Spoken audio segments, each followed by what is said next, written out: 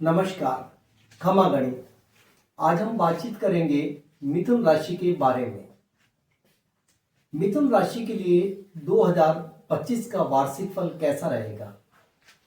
तो देखिए, सबसे पहले जब वर्ष की शुरुआत होती है तो इसके अंदर अगर हम देखें तो हमारे सामने ये पहली कुंडली आती है। इस कुंडली के अंदर आप देखेंगे कि मुख्य ग्रह गुरु आपकी कुंडली के 12वें घर में बैठे हुए हैं और गुरु अपनी 5वीं दृष्टि से चौथे घर को देख रहे हैं। लेकिन चौथे घर को देख तो रहे हैं तो चौथे घर के कुछ सुखों को तो आपको प्रदान करेंगे, जैसे भूमि, भवन और वाहन का सुख, माता का सुख। लेकिन यहां पर बैठ करके केतु अक्सर हमारे मन के अंदर एंजाइटी देते हैं और कई बार हृदय रोग की संभावना को भी व्यक्त कर देते हैं। तो इस प्रकार से अगर हम देखें तो 24 के अंदर ये जो गोचर है वो बहुत ज्यादा अनुकूल नहीं रहा आपके लिए।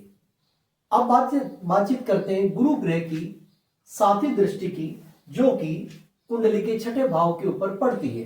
तो 6ठे भाव पर जब ये पड़ती है तो आपके संबंधों को ननियन पक्ष से मजबूत करती है और रोग से मुक्ति दिलाती है तथा आपके ऊपर जीवन के अंदर जो कष्ट आए हुए हैं उन कष्टों को दूर करने का प्रयास करती है।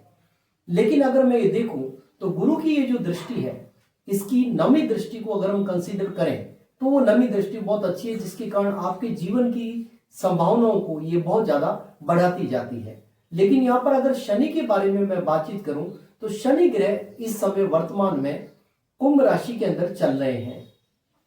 तो आपकी कुंडली के 9वें भाव में है, ये आपका भाग्य भवन है। भाग्य भवन में शनि का बैठना तो उत्तम है, लेकिन शनि की कुछ दृष्टियां वो आपके जीवन के अंदर काफी उथल पुथल मचाती गई। इस कारण से वर्ष 2024 आपके जीवन के अंदर कुछ अच्छा नहीं गया। अब बात करते हैं हम 2025 के बारे में। तो सबसे पहली बात तो ये आती है कि आपका राशि जो है वो है मिथुन, और मिथुन राशि वाले जो लोग होते हैं बहुत ही अच्छे स्वभाव वाले, रोमांटिक किस्म के और चेहरे पर मुस्कुराहट रखने वाले लोग होते हैं।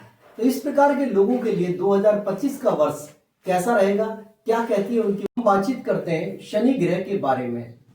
तो 29 मार्च को शनि ग्रह अपनी कुंभ राशि को छोड़ करके मीन राशि में आएंगे और आपकी कुंडली के 10वें भाव के अंदर शनि आ जाएंगे। जब शनि 10वें भाव के अंदर आते हैं तो आपके कार्य क्षेत्र में विस्तार करते हैं, कैरियर के लिए आपके अच्छे अच्छे अवसर को प्रदान करते हैं। यानी कुल मिला के अगर ये देखा जाए तो ये जो समय है वो आपके करियर के हिसाब से और व्यापार के हिसाब से बहुत ही उत्तम है और इसके अंदर आपके फाइनेंसेस बढ़ेंगे। लेकिन एक बात बहुत विशेष तौर से ध्यान रखने वाली है कि जब भी शनि 10वें भाव में आते हैं तो व्यक्ति को बहुत ज्यादा मेहनत करनी पड़ती है, रात दिन एक करने पड़ते हैं, तब जाकर के शनि उसके बारे में सफलता प्रदान करते हैं। तो मैं ये कहना चाहूंगा शनि के बारे में कि शनि का ये भ्रमण आपकी कुंडली के हिसाब से अत्यंत शुभ है। आप अपने करियर के अंदर आगे बढ़ते जाइए, निरंतर प्रगति करते जाइए, आपको कोई भी समस्या नहीं आएगी। अब हम बातचीत करेंगे इसके बाद में गुरु ग्रह के बारे में। तो आपने देखा, मैंने ऑलरेडी लिखा हुआ है कि 14 मई 2025 को गुरु ग्रह अपनी मिथुन राशि के अंदर आ जाएंगे, यानी आपके लग्न भाव में आ जाएंगे। तो देखिए, यहां पर एक इंपॉर्टेंट चीज है कि गुरु आपकी कुंडली में 10वें भाव के भी स्वामी है और 7वें भाव के भी स्वामी है। तो यहां पर आकर के लग्न में जब आ जाते हैं तो एक तो आपका ऑरा बहुत अधिक बढ़ा देंगे, यानी आपका व्यक्तित्व बहुत ही ज्यादा प्रभावशाली बन जाएगा। साथ ही साथ यहां पर आने के बाद में गुरु थोड़ा सा गुस्सा तो देंगे स्वभाव में, लेकिन एक अच्छी बात यह है कि स्टडी आपकी बहुत अच्छी कराएंगे। अगर आप लव रिलेशन में हैं तो उसमें भी प्रगति मिलेगी आपको, आपकी स्टडी अच्छी होगी और आपको विभिन्न प्रकार के विषयों के बारे में जानकारी प्राप्त करने के लिए ज्ञान में वृद्धि करेंगे। गुरु यहां से 7वीं दृष्टि से 7वें भाव को देखते हैं। यदि इन दिनों में आपके वैवाहिक जीवन में कोई समस्या आ रही थी तो धीरे धीरे स्वतः ही हल हो जाएगी और वैवाहिक जीवन में आपके प्रेम बढ़ेगा और साथ ही साथ आपके कोई भी दैनिक रोजगार अगर आप करते हैं तो उस रोजगार में निश्चित रूप से वृद्धि होगी। तो गुरु का ये गोचर जो है आपके लिए 7वें भाव के हिसाब से भी अत्यंत श्रेष्ठ है। अब देखिए, गुरु 9वीं दृष्टि से आपके नवे घर को देखते हैं, तो नवी दृष्टि से 9th हाउस के ऊपर गुरु की दृष्टि बहुत ही बढ़िया। धार्मिक यात्राओं का सौभाग्य आपको मिलेगा, आध्यात्मिक आपकी उन्नति होगी और धीरे धीरे आपका विकास इतना अच्छा पॉजिटिव चलता जाएगा कि आप अपने आप को बहुत अच्छा महसूस करेंगे इस 2025 के अंदर। अब देखिए 2025 में ही आपके रिश्ते मजबूत बनेंगे और कुल मिला के अगर देखा जाए तो ये गुरु का गोचर जो है आपके लिए बहुत ही अच्छा रहेगा। विद्यार्थियों के लिए तो सर्वश्रेष्ठ है। विद्या में हमेशा उन्नति और प्रगति चाहिए हर विद्यार्थी को, तो वो सब आपको मिलेगी। यानी कुल मिलाकर के हम देखें तो गुरु का यह गोचर आपके लिए श्रेष्ठ है।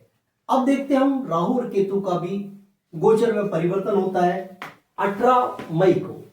18 मई को हम देखते हैं कि राहु आपकी कुंडली के 9वें भाव में तथा केतु 3य भाव के अंदर आ जाते हैं। लेकिन देखिए ये जो परिवर्तन है, ये राहु और ये केतु, ये जो परिवर्तन है ये भी अत्यंत श्रेष्ठ है आपके लिए। 9th हाउस में जब भी राहु बैठता है तो व्यक्ति को आध्यात्मिक उन्नति प्रदान करते हैं। 3य भाव में केतु को होने से हो सकता है कि थोड़ा बहुत आपको अपनी मित्रता में कुछ डाउट या संदेह होने लगे, तो आपके मित्रों से थोड़े संबंध खराब हो सकते हैं, छोटे भाई बहनों से कुछ संबंध खराब हो सकते हैं, लेकिन कुछ खराब होंगे कुछ समय के लिए। ऐसा नहीं कि स्थायी रूप से आपके खराब हो रहे हैं, तो आप उस समय थोड़ी शांति रखिए। अपने मन के अंदर रिश्तों को अच्छा करना बहुत जरूरी है। तो इस प्रकार से अगर ये देखा जाए मोटा मोटी तौर पर, तो राहु और केतु का ये जो परिभ्रमण है ये कहीं से भी हमारे लिए खराब नहीं है, क्योंकि ये परिश्रम तो करवाएंगे बहुत ज्यादा और परिश्रम से ही आपको सफलता प्रदान करेंगे। इस प्रकार से अगर ओवरऑल देखा जाए तो 2025 मिथुन राशि के लिए बहुत ही श्रेष्ठ है। यह परिवर्तन आपके जीवन के अंदर उन्नति देगा और इस परिवर्तन में अधिकतम फल प्राप्ति के लिए आपको विष्णु सहस्त्र नाम का पाठ करना चाहिए। धन्यवाद। मेरे चैनल को आप सब्सक्राइब करिए और अपने कमेंट्स दीजिए ताकि मैं आपको उनको जवाब दे सकूं और आपके बारे में कुछ अच्छा सोच करके आपकी उन्नति में सहयोग प्रदान कर सकूं। धन्यवाद एक बार फिर।